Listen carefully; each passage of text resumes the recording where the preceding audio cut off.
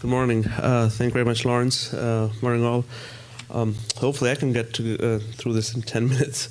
Okay, so I'm going to talk about some of the tools that the interventionalist, be it the surgeon or in our case, the cardiologist has in the cath lab. These are just my financial disclosures. I will discuss the off-label use of FDA-approved products. So the principles of therapy, I think Jim has already touched on those. Appropriate patient lesion selection. Focal stenoses do best, though more often than not, people with critical limb ischemia have occlusions.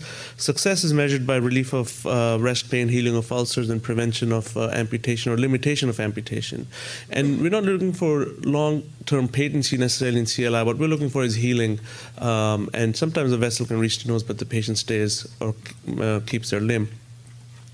So most patients, so what are some of the anatomic features? Because this helps you decide what type of tools you need. Most patients have, below knee disease. Typically, it involves two, if not all three, of the infrapopliteal vessels. The disease tends to be bilateral, though one side typically is worse than the other.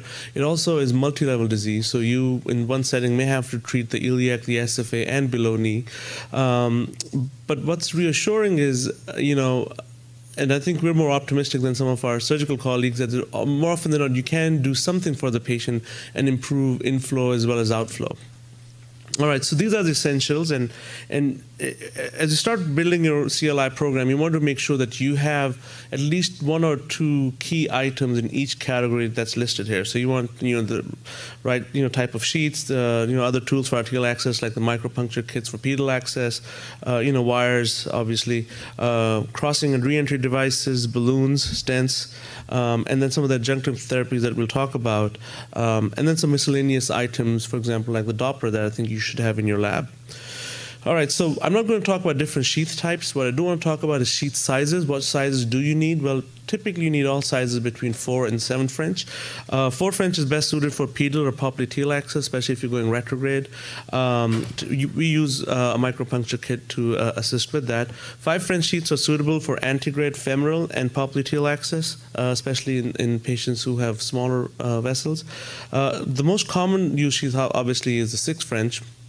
And typically, we'll use a short 6, use some type of catheter crossover, and then change out for a crossover sheath.